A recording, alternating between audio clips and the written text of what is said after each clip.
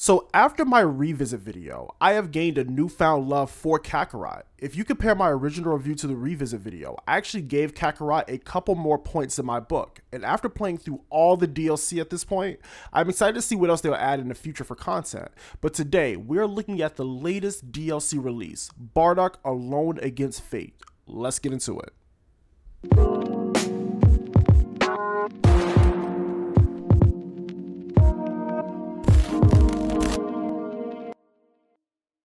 So before we jump into the DLC itself, let's talk about the PS5 upgrade, which is the platform I'm playing on. Man, who would have thought 60 frames per second would have made a huge difference in this game, but it really does. The combat feels ridiculously smooth and I had a blast just flying around these worlds and fighting random encounters.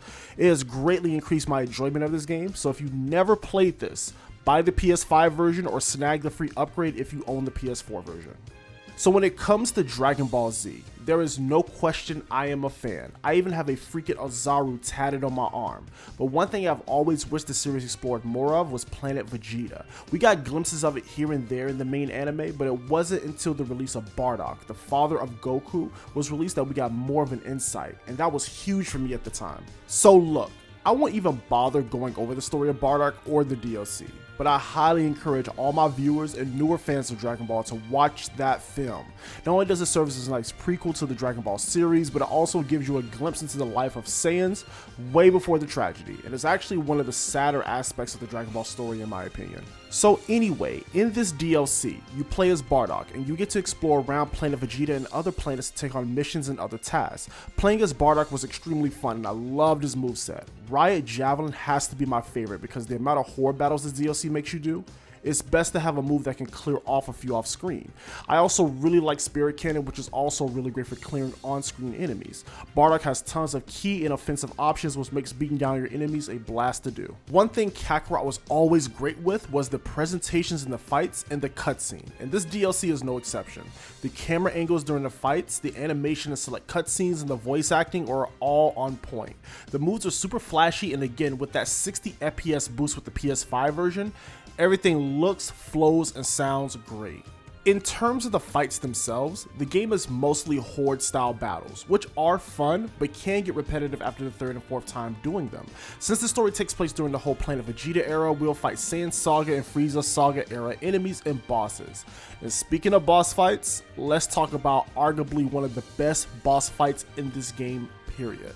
This may be a bit of a spoiler, but here we go. The final boss against Frieza.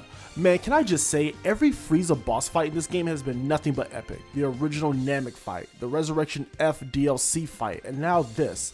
This boss fight was challenging, but man was it the highlight here. This fight was amazing, and where it takes place in space with everything going on, I had a blast. So overall, the Bardock DLC is a great interactive way to relive one of the best stories told in Dragon Ball Z. I really enjoy exploring around Planet Vegeta and playing as Bardock.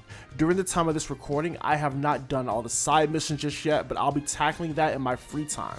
But there is one more thing. So to my surprise, we get to play as Prince Vegeta. That's right, Vegeta as a child. Now when I heard about this, I was thinking, great, more lore on Vegeta's childhood. Alright, but honestly, you are not missing anything.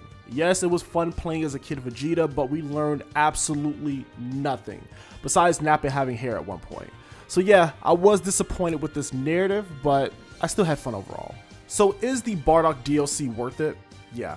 If you're a fan of the Dragon Ball series and want to extend your playtime with Kakarot, I say it's worth the $20 asking price. If you know the story of Bardock going into this, you probably won't leave with any new knowledge, but it was exploring around Planet Vegeta. Look, if this is your first time rocking with me, don't forget to hit that like button, subscribe if you enjoy the content, and continue to rock with your boy. I appreciate y'all so much for the support, and I will see y'all next time.